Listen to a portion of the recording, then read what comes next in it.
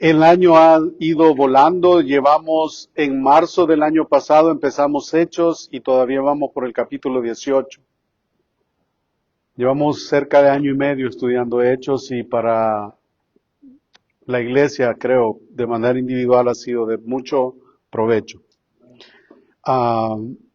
Hechos capítulo 18, versículos del 1 al 8, aunque, bueno, ahí vamos a estar hablando. Hay una idea general de los versículos del 1 hasta el 18 en ver cómo Dios anima a este hombre, Pablo. Pero eso lo vamos a ir viendo a medida que el tiempo vaya transcurriendo. Mientras tanto, vamos a leer de los versículos del 1 al 18. Hermanos, hemos venido a abrir el libro de Dios, a escuchar el libro de Dios y a crecer en él. Después de estas cosas, Pablo salió de Atenas y fue a Corinto. Y halló a un judío llamado Aquila, natural del Ponto, recién venido de Italia con Priscila, su mujer, por cuanto Claudio había mandado que todos los judíos saliesen de Roma. Fue a ellos. Y como era del mismo oficio, se quedó con ellos y trabajaban juntos, pues el oficio de ellos era hacer tiendas. Y discutía en la sinagoga todos los días de reposo y persuadía a judíos y a griegos. Y cuando Silas y Timoteo vinieron de Macedonia, Pablo estaba entregado por entero a la predicación de la palabra, testificando a los judíos que Jesús era el Cristo. Pero oponiéndose y blasfemando estos, ¿quiénes? Judíos. Pero oponiéndose y blasfemando estos, les dijo, sacudiéndose los vestidos: vuestra sangre sea sobre vuestra propia cabeza. Yo, limpio desde ahora, me iré a los gentiles. Y saliendo de allí se fue a la casa de uno llamado Justo, temeroso de Dios, la cual estaba junto a la sinagoga. Y Crispo, el principal de la sinagoga, creyó en el Señor con toda su casa, y muchos de los corintios, oyendo, creían y eran bautizados. Tres aspectos de la fe salvífica: escuchar, creer y bautizarse. Padre bendito, te damos las gracias por el privilegio grande que nos has dado a nosotros en este día 16 de noviembre, un día con la intención de llover. Nos humillamos delante de ti porque nuestros ojos fueron abiertos en este día, Señor, y tú has permitido que nuestros pulmones circule aire en ellos, y eso significa que tenemos vida. Y eso solamente nos dice de la misericordia que tú tienes para cada uno de nosotros.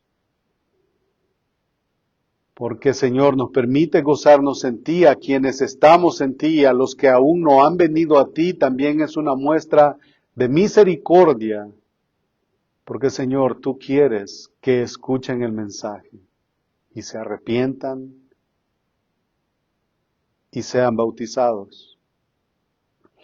Entonces, Señor, yo te ruego que uses esta sección del capítulo 18 de Hechos para que juntos, Señor, si en un momento de nuestra vida estamos al borde de tirar la toalla, de colgar, como escuchamos esa frase de colgar los guantes, Señor, yo te ruego que de la manera que animaste a tu apóstol, también nos animes a nosotros. Por el poder de tu palabra, a través de tu Espíritu obrando en cada uno de nosotros. Sé entre nosotros, Señor, para la gloria de tu nombre, para nuestro bien eterno, oramos estas cosas. Amén. Pueden tomar asiento, hermanos. Entonces nos acercamos nuevamente esta tarde al libro de los Hechos en el capítulo 18. Pablo le dio un consejo a los hermanos de Tesalonicenses estando ahí en Corinto, en su segunda carta, en el capítulo 3, versículo 3, les escribe Pablo, estando en Corinto, a los hermanos de Tesalonicenses, se les dice: vosotros, hermanos, no os canséis de hacer el bien. De hecho, él escribe a estos hermanos mientras él está experimentando justamente lo que vamos a estar estudiando en esta tarde. Este hermano, Pablo, llega a esta ciudad y está desanimado. Les ha escrito a estos tesalonicenses desde Corinto y lo está haciendo desde su propia experiencia. Él ha llegado a este lugar cansado y creo que puede ser ese el caso en esta tarde para alguno de nosotros. Decíamos en la oración inicial que Dios use esta sección por si alguien está desanimado, que podamos salir en esta tarde gozosos, animados, sabiendo y conociendo que Dios tiene el control de sus hijos, independientemente de las circunstancias. Entonces él está cansado y no creo, hermanos, que entre nosotros, los que estamos reunidos en esta tarde, haya alguien que no haya estado ahí. En un momento de soledad, en un momento de agotamiento, de cansancio, y es más, alguien podría haberse ya hecho la pregunta: ¿para qué seguir viviendo la vida cristiana? Y como dije, no creo que alguno de nosotros pueda decir en esta tarde: hermano, yo nunca he estado ahí, nunca he sentido desánimo, nunca me he sentido desalentado, pero hermanos, todos hemos estado ahí. Y lo más, creo yo, relevante podría ser, y esto no lo quiero decir con el ánimo de aterrorizar a nadie, pero hermanos, es muy posible que yo ahora me sienta muy animado y el día de mañana pueda verme en la condición en la que Pablo llega a la ciudad de Corinto, desanimado, cansado, desalentado. Entonces, a lo largo de la Escritura, Dios se muestra como el Dios consolador, quien está en la labor de consolar a sus hijos. Y en el capítulo 18, versículos del 1 al 18, al ver eso en despliegue por parte de Dios, Dios anima a su siervo que llega a esta ciudad cansado y a la misma vez llega a predicar el evangelio como es ya una costumbre para él, y lo hace en una ciudad particularmente llamativa por todo lo que encierra los muros de la ciudad. Una ciudad en vanidad, una ciudad totalmente en perversión. Corinto es un término para describir, o en el tiempo era un término para describir a un pecador, a un liberal. Pablo ha llegado allí a Corinto, ha atravesado gran parte del mundo de ese entonces. Ha sido perseguido donde quiera que él ha llegado por el mensaje que él ha predicado. Empezó en Antioquía, ustedes se recordarán, en el primer viaje misionero. Él ha ido confirmando algunas iglesias en esa región. Después se ha dirigido a Galacia, confirmando a los santos ahí.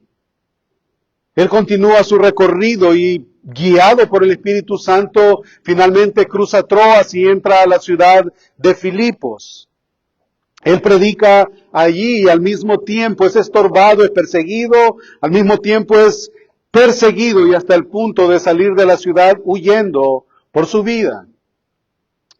Después de eso llega a Tesalónica, y ustedes se recordarán, capítulo 17, y es terriblemente perseguido, tiene que correr nuevamente por su vida, y de esa manera llega a Berea y rápidamente establece una iglesia ahí. Y desde Tesalónica le han venido persiguiendo, le han seguido los pasos, y por esa misma causa él llega solo a parar a la ciudad de Atenas. Una vez instalado en Atenas, está solo. Pablo y Silas han quedado atrás con miras de juntarse con él más adelante. Llega a Corinto y lo hace desanimado, desalentado, abatido, debilitado hasta el punto que posiblemente está enfermo. Y es aquí donde Dios se mueve en su favor para animarlo. Y una vez más, el Señor use este estudio en esta tarde para que todos podamos salir animados. Si necesitamos un par de choques eléctricos, espirituales, que Dios use esto. El mensaje es presentado en Atenas, ¿se recuerdan? El mensaje ha sido claro. Es cierto que él no ha recibido, no ha sido motivo de persecución, pero tampoco ha habido una buena recepción. Unos cuantos han creído ahí. La ciudad está hundida en idolatría. La recepción ha sido poca, una respuesta al mensaje, y si hubo una respuesta fue mínima. Entonces su paso por la ciudad de Atenas fue un tiempo breve, y en el capítulo 17 lo vimos, una ciudad intelectual, una ciudad de cultura, una ciudad de información, una ciudad de aprendizaje, plagada de estatuas y por supuesto de idolatría. Y si la ciudad de Atenas era la ciudad de la idolatría, del aprendizaje, Corinto es la ciudad del pecado. Sin City. Vegas, en otras palabras. El nombre Corinto, pasó a ser un nombre para describir a alguien con una conducta inmoral, para decir esa mujer es corintia. Bueno, en pocas palabras, esa mujer es prostituta. O la palabra corintiarizar también era usada con ese mismo propósito, denigrar y decirle a alguien o a dar la connotación, este es inmoral, pecador. Y si pensamos que Pablo tuvo un tiempo difícil entre los intelectuales, ahora imagínese el cambio de mente y el cambio de escenario que fue para la mente de él, venir de un lugar plagada de idolatría y ahora entrar en una ciudad plagada de inmoralidad. Imagínese el cambio que hubo al entrar en esta ciudad. Si los griegos glorificaban la mente, los corintios glorificaban el cuerpo.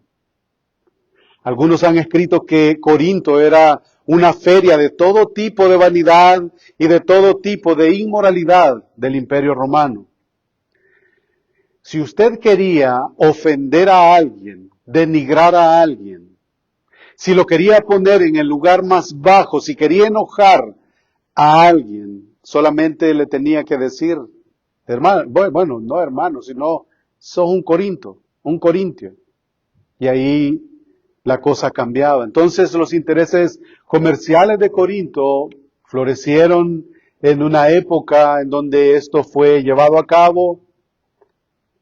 Y debido al movimiento comercial que había, fueron atraídos muchos judíos quienes construyeron una sinagoga ahí en esta ciudad de Corinto, como nosotros lo acabamos de leer. Algo que llama la atención y según los historiadores, los residentes de Corinto adoraban a Afrodita. Ustedes, más de alguno de nosotros ha escuchado esto. Los residentes de Corinto adoraban a Afrodita, quien era la diosa del amor. Y bajo la apariencia de religión, estos corintios se soltaban en una desenfrenada inmoralidad. De hecho, Corinto tenía muchas prostitutas de templo, quienes servían, estaban al servicio de las autoridades religiosas de la ciudad. Eso era Corinto. Eso era Corinto. Entonces, los dos panoramas son como de allá, bueno, vengo de Atenas y allá, bueno, hay unos hermanos bueno, no hermanos, sino la gente está adorando estatuas, está al Dios no conocido, no lo conocen, pero ahí están esperando un nuevo Dios para adorarlo y ahora entro a Corinto y lo que veo es inmoralidad. Pero independientemente, hermano, de lo que rodeara esta ciudad, el versículo 9 y 10 nos muestra algo que es sorprendente del deseo de Dios. Si usted va conmigo ahí, mire lo que dice el versículo 9 y 10 del capítulo 18. Entonces el Señor dijo a Pablo en visión de noche, no temas, sino habla y no calles. ¿Por qué? Porque yo estoy contigo y ninguno pondrá sobre ti la mano para hacerte mal. Y había una intención o había un propósito por el cual Dios habría de preservar al apóstol Pablo. ¿Por qué? Porque yo tengo mucho pueblo en esta ciudad. Tengo muchas perlas en este pozo. Y sos vos quien me va a ayudar a sacarlos de ahí. Él es a quien Dios ha elegido. Ellos fueron los que soberanamente fueron escogidos. Y ahí está en la ciudad. Todavía no ha ocurrido la salvación en ellos, pero son los que están a punto de ser salvos por causa de la predicación del Evangelio predicada por este hombre que, como ya lo vamos a ver, este hombre no ha llegado como ha llegado tal vez en otros contextos, tranquilo. No, aquí ha llegado desanimado. Entonces, son corazones que ya están preparados, corazones deseosos, corazones que están listos en medio de ese calabozo infernal llamado Corinto. Y es altamente llamativo, y yo quiero que pongamos atención en esto, es altamente llamativo de ver cómo Dios decide no hacer mucho con aquellos grandes intelectuales en Atenas. Dios decide no hacer mucho con los cabezones, con aquellos que creen saberlo todo, como fue el caso de los atenienses. Pero también es sumamente hermoso de ver todo lo que Dios hace en medio de pecadores podridos como nosotros. No se detuvo mucho tiempo allá, no decidió salvar a muchos allá. Allá estaba la crema innata de los teólogos, por decir algo. Aquellos que no pierden la oportunidad para hacerse ver como los grandes sabelotodo, como los cabezas llenas. Pero Dios manda a este hombre y lo manda en medio de un montón de pecadores. Y la historia es diferente. Estuvo mucho tiempo con los de Corinto, básicamente, bueno, más adelante vamos a leer, estuvo año y medio con ellos. Y Corinto, dicho también de paso, fue o se convirtió de alguna manera en la base de operaciones del Evangelio, por así decirlo. Desde Corinto, Pablo escribió primera y segunda de Tesalonicenses, les escribió a los romanos y luego les escribe a estos corintios, de manera que fue un lugar importante del primer siglo en la cristiandad. Y como lo dije temprano, él está a punto de el cansancio, de la debilidad. Te han perseguido, hermano. Te han odiado. Te han violentado físicamente. Está frustrado. Y llegas a otro lugar que es lo peor en donde podés llegar. Eso es desalentador, es debilitante y de mucho desánimo, ¿o no? Debió de haber sido de mucho desánimo para este hombre. Bien, nuestro Dios es un Dios, hermanos, que nos anima, que nos estimula, que nos alienta.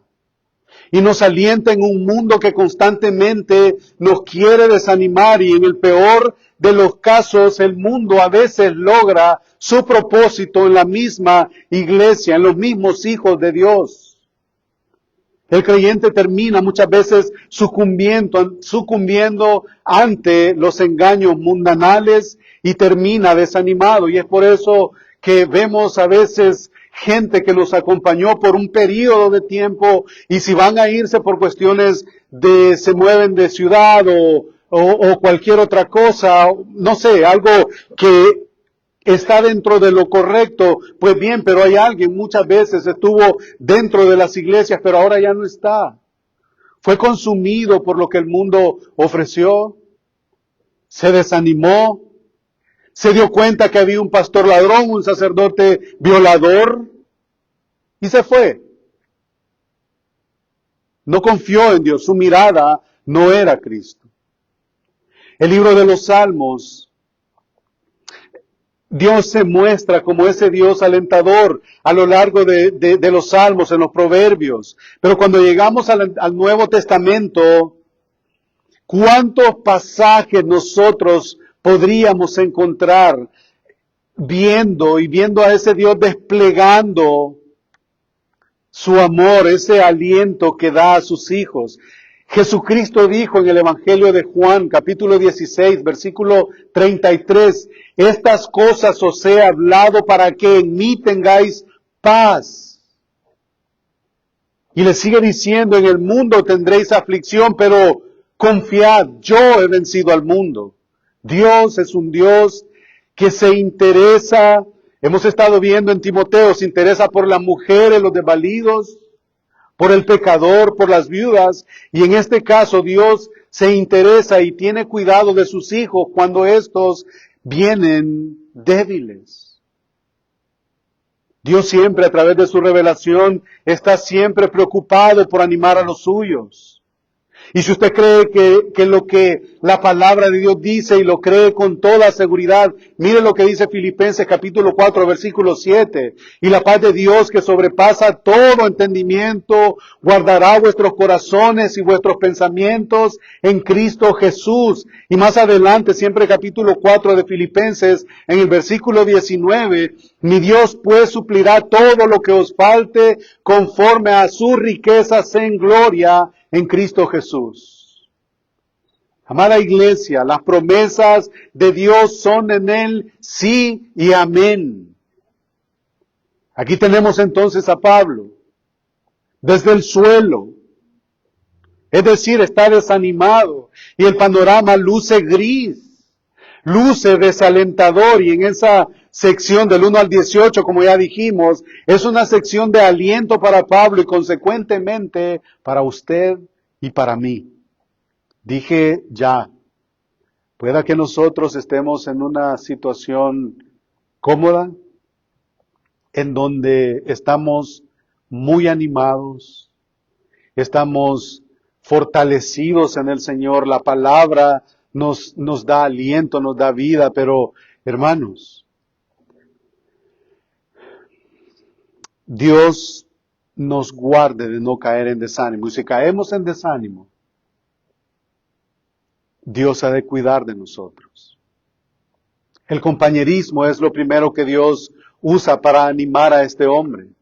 Dios anima a Pablo de diferentes maneras, y de aquí al 18, del versículo 1 al 18, vamos a ver unas 3 o 4 por lo menos maneras en las que Dios anima a este hombre. La primera forma en la que Dios anima a Pablo es a través del compañerismo, a través de otros que respiran su mismo aire, que piensan como él, que tienen algo en común. Dios quiere animar tu corazón desanimado a través del compañerismo en medio de tu cansancio. Y de los versos del 1 hasta la primera parte del versículo 5 lo vamos a ver. Después de estas cosas, ¿qué cosas? Las que había pasado allá en Atenas. Pablo salió de Atenas y fue a Corinto, y ahí es donde Dios empieza a mostrarse de una manera favorable ante el desánimo de este hombre. Y halló a un judío llamado Aquila, natural del Ponto, recién venido de Italia, con Priscila su mujer, por cuanto Claudio había mandado que todos los judíos saliesen de Roma, fue a ellos. Y es interesante ver cómo, según algunos comentarios consultados, dicen de que este hombre estaba como gobernador en este tiempo en Roma, y como que hubo una confusión cuando él vio los nombres, y hay un nombre que aparece ya más adelante que es Crispos. Y según, como dije, lo consultado, él confundió este nombre y creyó que decía Cristo. Entonces, todo lo que tenía que ver con ese nombre había que hacerlo porque estaba causando cuestiones que no favorecían la ciudad. Entonces ahí está, y ahí es donde sacamos. Pablo había mandado que todos los judíos, y de esa manera Dios soberanamente manda a Priscila y a Aquila a Corinto. Miren cómo es Dios. Y como eran del mismo oficio, se quedó con ellos y trabajaban juntos, pues el oficio de ellos era hacer tiendas y discutía en las sinagogas todos los días de reposo y persuadía a los judíos y a griegos. Y cuando Silas y Timoteo vinieron de Macedonia, hasta ahí vamos a llegar. El hombre, hermanos, está solo ahí.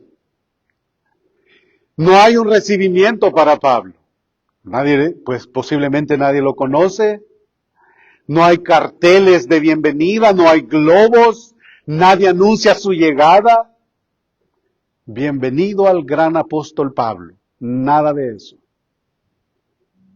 Él entra a la ciudad, no conoce a nadie, entra quietamente sin anunciarse, completamente solo. ¿Y cómo sabemos? Ustedes ya se han de haber preguntado por qué yo he venido diciendo que este hombre va desanimado, va solo, va desde el suelo. ¿Cómo lo sabemos? Vaya conmigo a 1 Corintios capítulo 2, versículo 3 en adelante. Cuando les escribe a estos hermanos de Corinto, él refleja la actitud que tenía cuando llega a esta ciudad. 1 Corintios capítulo 2, versículo 3 dice, y estuve le está escribiendo allá de regreso, y estuve entre vosotros, ¿cómo?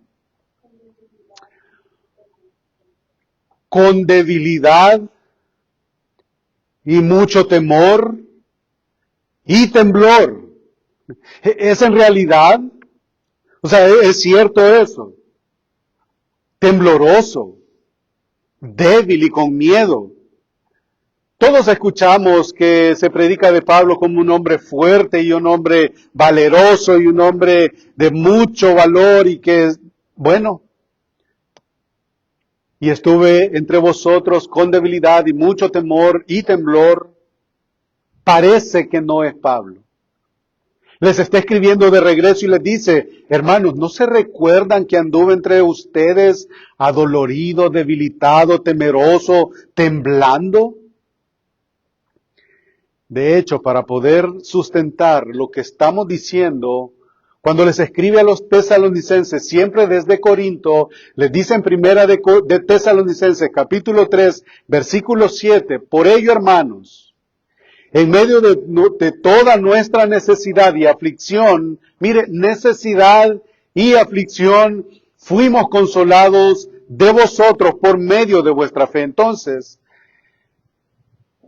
estos dos versículos nos dicen 5 palabras para descubrir o para describir cuál era la condición.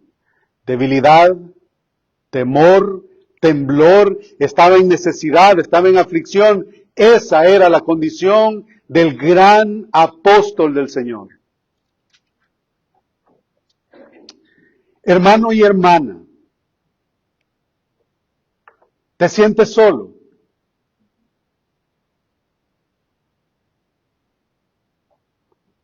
¿Te sientes solo?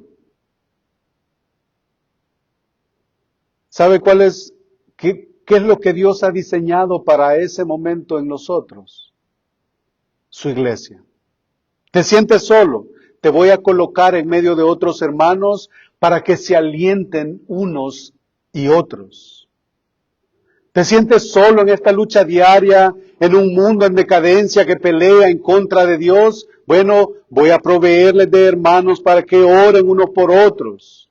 Voy a proveerles compañía. El Señor proveyó a este hombre 2 personas que de alguna manera Dios les ha sacado de Roma y les ha traído a Corinto, y ahí está. Después de estas cosas Pablo salió de Atenas y fue a Corinto y halló a un judío llamado Aquila, natural del Ponto, recién venido de Italia. Con Priscila, su mujer, encontró a un matrimonio. Estos 2 pasaron de ser simples personas que venían huyendo por un decreto de Claudio y pasaron a ser 2 personas muy amados por Pablo. Y más adelante nosotros vamos a verlos, en donde vamos a aprender, de hecho, Priscila y Aquila, hay un nombre llamado Apolos, ustedes recuerdan. Y de ahí nosotros podemos traer la indicación, ¿por qué si la mujer no está llamada a enseñar, por qué se ve involucrada en instruir a Apolos? Hermanas, hay contextos en donde ustedes serán usadas por Dios. Entonces, Dios soberanamente ha provisto de estas dos personas. Pasan a ser muy amados por Dios. De hecho, es muy posible que en este matrimonio ya era creyente, por lo que dice Romanos 1:7, y a todos los que estáis en Roma, amados de Dios, llamados a ser santos, gracia y paz a vosotros, de Dios nuestro Padre y el Señor Jesucristo. Ya había una iglesia allá en Roma cuando estos vienen acá. Han sido expulsados por Claudio. Pablo los encuentra.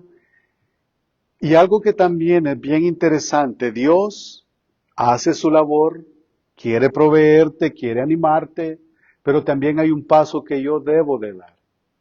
¿Qué hizo en la segunda parte del versículo 2?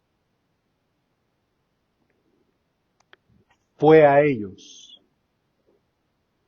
Fue a ellos. Esto, hermanos, nos dice mucho. A mí me dice mucho. Porque la pregunta para mí y para usted sería, ¿soy yo alguien que busca comunión? ¿Soy yo alguien que se acerca a los demás para tener comunión con los santos? Mire, hermano, que así es como una iglesia crece en comunidad. Bueno, estamos viendo el ejemplo de nuestra hermana, abriendo las puertas de su casa para la iglesia. Eso es buscar comunión. Y no estoy diciendo que necesariamente solamente así es. Hay muchas maneras. El domingo anterior decíamos que hay iglesias en donde usted llega de una manera muy natural y normal y de repente se le acerca un hermano y le dice, hermano, ¿cómo estás? Dios te bendiga, tu familia, todo bien. Hermano, ya como que está la despedida en vísperas y lo que dicen los hermanos es, hermano, ¿hay algo que quieras que ore por ti? Ya uno pues, no, estoy bien. Hermano, ora por mí, hermano, dale. Fue a ellos. Eso me dice mucho a mí. Mirad cuán bueno y cuán delicioso es habitar los hermanos juntos en armonía. Salmo 133. Por eso es que nuestra oración debe de ser querer crecer en amor y en el conocimiento de Cristo para animar a aquel que está desanimado. La gente necesita ser escuchada. Hay hermanos que vienen dolidos a la iglesia, hay hermanos que vienen afligidos a la iglesia, hay gente, hermanos, que se sienten solos y la iglesia es un lugar de refugio. ¿Cuál es mi actitud entonces? ¿Cuáles van a ser mis palabras de aliento para ellos? El versículo 3 siempre del capítulo 18, y como eran del mismo oficio, ahí estuvo el gancho, clic. Se quedó con ellos Hay varios elementos, hermanos, que van a crear la comunión entre hermanos. Dios soberanamente trae gente, Pablo va a ellos y ellos también tienen el elemento que obviamente tiene que estar ahí. Dice, se quedó con ellos, o sea, ellos abrieron las puertas de su casa, no solamente eso, trabajaban juntos, el oficio de ellos era hacer tiendas, tenían algo en común, eran trabajadores de pieles, hacían carpas, pieles de cabra, fue a ellos y la respuesta no fue un Dios te bendiga, hermano, todo mal dicho, o entre dientes. Él se quedó con ellos, lo recibieron, trabajaban juntos. Priscila y Aquila mostraron hospitalidad. Y esa es una de las grandes virtudes cristianas. Él vino a ser parte de sus vidas. Él no vino a incomodar. Priscila y Aquila no dijeron, vea, viene todo lleno de cicatrices y de repente quiere estar entre nosotros, mirá, no se ha bañado, viene todo polvoso. No, ahí está con ellos. Otro aspecto que nos enseña el texto, hermanos, y esto también creo yo que a medida que nosotros nos metemos ahí, escudriñamos otra vez, descubrimos tantas cosas que al leerlo de una manera superficial nos perdemos de tanto oro que hay en la Escritura. Otro aspecto que nos enseña el texto es que el apóstol Pablo no llegó a Corinto y dijo, miren, ya vengo de tantas ciudades, ya estuve allá, me apedraron, estuve en otra ciudad, me dieron por muerto, vengo de ahí también, hay otro montón de hombres que, bueno, creyeron, pero me persiguieron, acabo de estar ahí en Atenas, bueno, la producción fue poca. Él no dijo eso. No se presentó y tampoco le dijo allá a Priscila y Aquila, de ahora en adelante yo voy a estar entre ustedes, por favor, levanten una ofrenda para mi sostenimiento. No dijo eso. Se unió al trabajo. Él no dijo, asegúrense de agarrarme un hotel que si es posible que tenga gimnasio. Él se puso a trabajar. Primera de Tesalonicenses capítulo 2 versículo 9 dice, porque os acordáis, hermanos, de nuestro trabajo y fatiga, como trabajando de noche y de día, para no ser de carga o gravosos a ninguno de vosotros, os predicamos el evangelio de Dios. El hombre trabajó. Segunda de Tesalonicenses capítulo 3 versículo 8 también dice, ni comimos de balde, o sea, yo no fui de gorrón ahí. Ni comimos de balde el pan de nadie, sino que trabajamos con afán y fatiga día y noche para no ser gravoso a ninguno de nosotros. Iglesia reformada, seguidores de Jesús y miembros de cualquier otra iglesia que pudiera estar escuchando. Dios no diseñó el evangelio para que la gente pague por él. Y tampoco lo diseñó para que los ladrones con una Biblia debajo del brazo se hagan ricos. Y eso es algo que cuando pensamos en aquellos hombres que abusan de su autoridad, abusan de su posición en una iglesia, hermanos, eso me lleva a sentir, como decía Chespirito, ñáñaras. Molesta.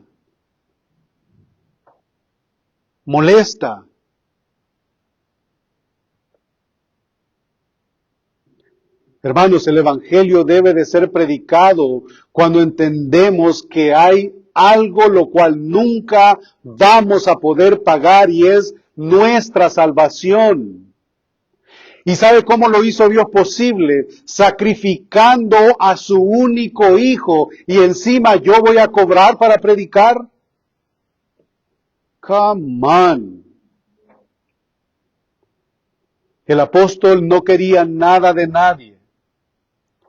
Apenas está iniciando su labor Y todo tiene su tiempo, y para esto también hay que decir algunas cosas. Más adelante les escribe acerca de los derechos de un apóstol en Primera de Corintios capítulo 9, versículo 14, hablando acerca de todos los derechos de un apóstol. Dice, así también ordenó el Señor a los que anuncian el Evangelio que vivan del Evangelio. Pero hermanos, todo tiene su tiempo, todo tiene su espacio.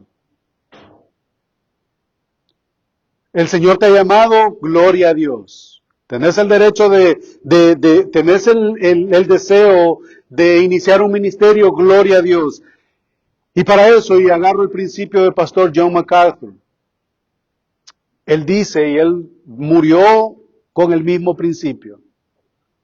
Hermano, el Señor te ha llamado al ministerio, bien. Inícialo. Trabaja, muéstrate fiel. Muéstrate fiel, trabaja. Y si al Señor le place mandarte gente, haz crecer a la gente, predícale. Y si al Señor le place que un día te ocupes, como lo hizo con el apóstol Pablo cuando Silas y Timoteo vienen, que después se dedicó Pablo completamente a la predicación. Entonces, pero esas son cosas que Dios va a ir obrando en tu vida. Por el momento, estás iniciando a trabajar, ensuciarte las manos. Ese es el principio con el que el pastor murió. Algunos podrán estar a favor, algunos podrán estar en contra, pero eso es lo que la Biblia de alguna manera implícita nos enseña. Y lo vamos a ver ya un poquito más adelante, a medida que vayamos aterrizando. Ya hemos alcanzado un vuelo y ahora vamos a empezar a descender. Regresamos al versículo 18. Y solamente para cerrar el punto anterior. Hermanos, Dios va a tener cuidado de los hombres de Dios. El hombre de Dios no necesita querer vivir de la fe. Lo que necesita es poner sus necesidades a Dios, y el Dios de toda consolación suplirá todas sus necesidades de acuerdo a sus riquezas en gloria. Regresando a Hechos 18, versículo 4, y discutía en la sinagoga todos los días de reposo y persuadía a judíos y a griegos. Y esto nos segunda la idea que traemos del versículo 2 y 3. No lo hacía todos los días el discutir con los judíos y griegos. Lo hacía cada día de reposo porque tenía que proveer para él y tenía que proveer para aquellos en necesidad. Y luego el verbo discutir acá en el libro de los Hechos con frecuencia se trata de razonar, de contestar preguntas, de conversar o de convencer a alguien, de dialogar. Y si conocemos algo de Pablo, sabemos que él siempre persuadía a los hombres, sean judíos o griegos, de que Jesús era el Cristo. Eso era algo en él. Versículo 5. Y aquí ya vimos la primera manera en la que Dios consuela a este hombre es que le manda compañía, compañerismo, ya no está solo. Estaba desanimado, con mucho temor y temblor, estuvo ahí con ellos. Entonces, cuando Silas y Timoteo vinieron de Macedonia, Pablo estaba entregado por entero a la predicación de la palabra, testificando a los judíos que Jesús era el Cristo. Y ahí es el segundo aspecto que nosotros vemos de la manera en la que Dios se manifiesta animando a sus siervos, a sus hijos. Hemos visto hasta este punto entonces que Dios ha consolado el corazón de su siervo proveyéndole compañerismo, y con eso pasamos al segundo principio. Dios animó su corazón confirmando su apostolado como trayendo el fruto de su labor como predicador. Y ahora que él ha demostrado su fidelidad completa al Señor, y si sus compañeros eran de ánimo, también los que se convertían, y el fruto de la predicación también fue algo que Dios usó en la vida de este hermano. como producto de la predicación. Y muchas veces se acerca la gente a los predicadores, a los buenos pastores y les testifica de cómo Dios ha usado las predicaciones para que las vidas sean transformadas a través de la palabra. Y eso, hermanos, es de mucho ánimo para los predicadores. No hay que perder de vista eso. Dios usa a su palabra para animar a la iglesia. No es gloria para hombre, es gloria para Dios a través de su palabra. Entonces, Dios anima el criar como, desde abajo, desanimado. Ahí estaba.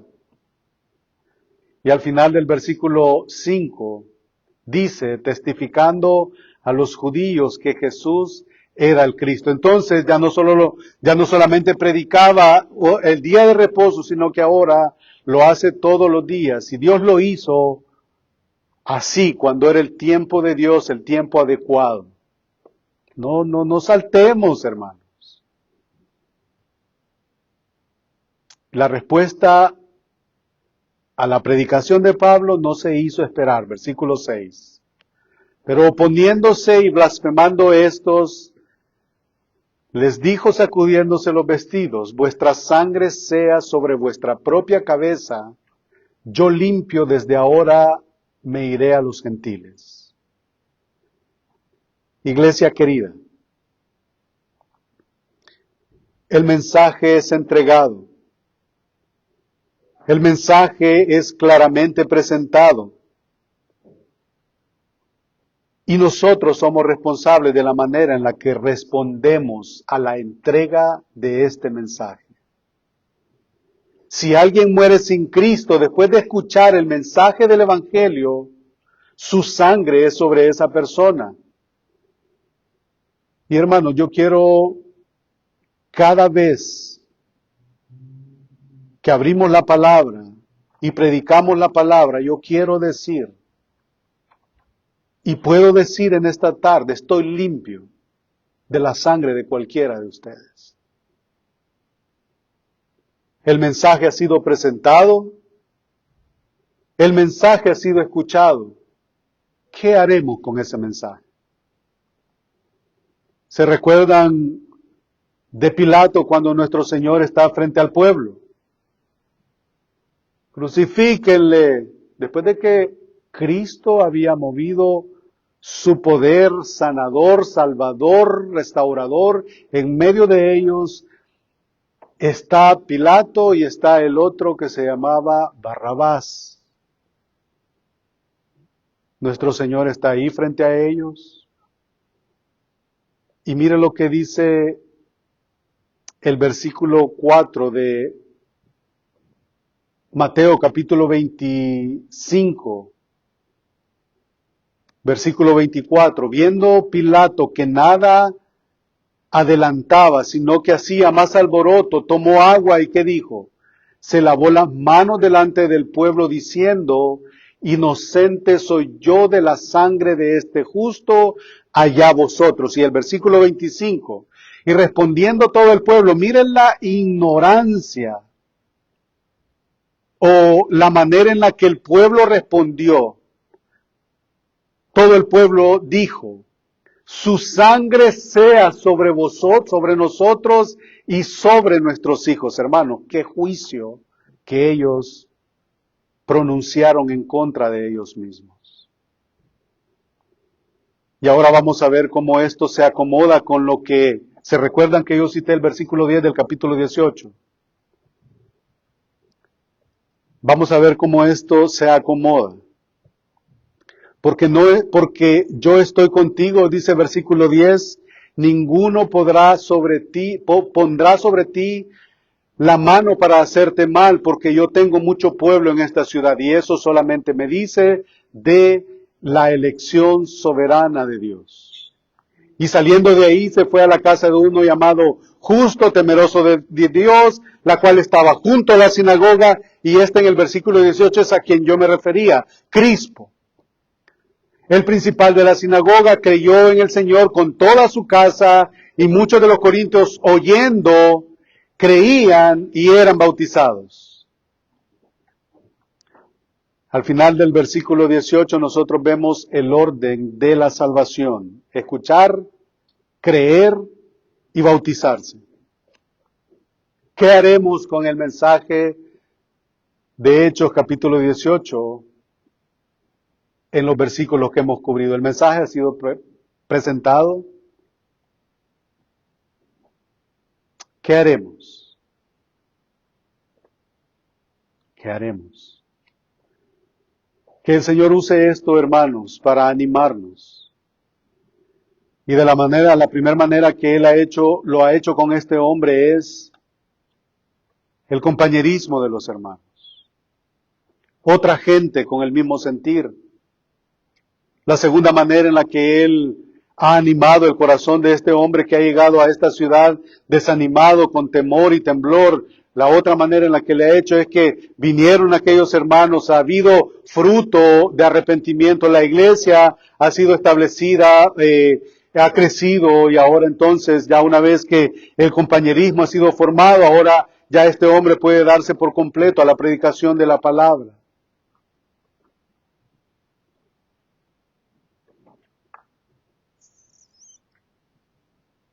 ¿Está alguien entre nosotros desanimado? Que el Señor use este sermón o este estudio para tener la certeza de que Dios es un Dios que está en la labor de animar a sus hijos, a su pueblo, a los suyos. Amén. Vamos a orar.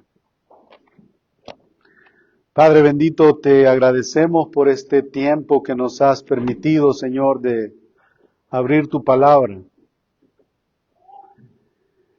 Qué hermoso eres, Señor, al animarnos cuando estamos en momentos de debilidad. Qué hermoso eres, Señor, cuando muchas veces por causa de nuestro pecado nosotros mismos nos metemos en un pozo, Señor, que pareciera no tener solución o salida. Pero, Señor, hemos visto que al final de este versículo 7, Señor, tú, en medio de este contexto de Corinto y en medio de nuestro contexto, tú todavía, Señor, quieres salvar y tienes mucho pueblo en medio de la sociedad podrida en la que nosotros vivimos. Y por eso te rogamos que des a nosotros, Señor, convicción de pecado primeramente, y segundo, la convicción de querer y poder compartir el Evangelio con aquellos que aún no han venido a ti. Si el caso fuera, Señor, que alguno de nosotros esté desanimado, Señor, por favor, ya hemos visto cómo tú has animado el corazón de este hombre, que su vida fue predicar. Ya hemos visto que tú le animaste mezclándole con otros creyentes, otros que habían sido también comprados con la misma sangre. Y él fue a ellos y encontraron ese compañerismo. Y vinieron ellos y también abrieron su hogar y estuvo con ellos mucho tiempo. Ayúdanos, Señor, a entender estas cosas. Porque ese es el deseo, ese es el modelo, Señor, que tú has establecido. Te damos las gracias, Señor. Y si hay alguien que viene de ese tiempo en el que una vez estuvo desanimado y ahora tú le has convencido y le has traído de nuevo y ahora se goza delante de ti, Señor, gloria sea tu nombre por eso. Que, Señor, cada uno de nosotros no llegue a esa condición, no descienda a esa grada. Que lejos de eso, Señor, que podamos exponernos al estudio de tu palabra y que, Señor, podamos crecer en ti, confiar más en ti, Señor, descansar más en ti. Gracias, Señor, por tu palabra. Gracias, Señor, por este tiempo que nos has concedido como iglesia de estar reunidos, adorando tu nombre a través de los cantos, exaltando tu nombre a través de la predicación. Y ahora, Señor, permite que lo que quede, Señor, de tiempo en este tiempo que estamos juntos, Señor, que sigamos en ese sentir de llevar gloria a tu nombre. Gracias, Señor, por tanto amor para nosotros. En el nombre de Jesucristo, Señor, para tu gloria nosotros pedimos estas cosas. Amén. Amén. Dios les bendiga, hermanos.